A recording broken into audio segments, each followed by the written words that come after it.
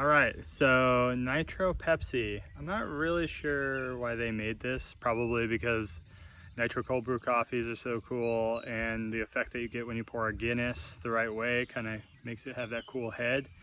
But I didn't really have that experience, as you see. It just kind of didn't foam at all.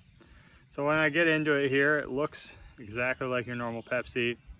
The aroma is super, super weak.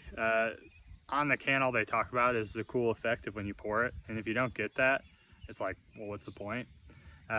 So the aroma being like super, super weak, you get a little bit of vanilla, a little bit of like kind of warm baking spices, but there's this like unpleasant smell of like the inside of a can, and it's kind of plasticky that I'm not loving. It's not a very intense aroma.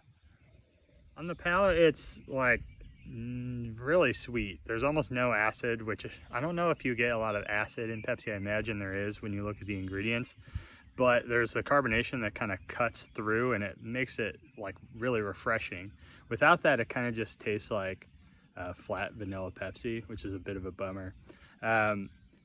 But you know, it's got some cool complexity. Again, it's like all you get is that like normal cola flavor, the caramel, the vanilla, some of the, you know, warmer spices like a little bit of cinnamon, maybe some nutmeg.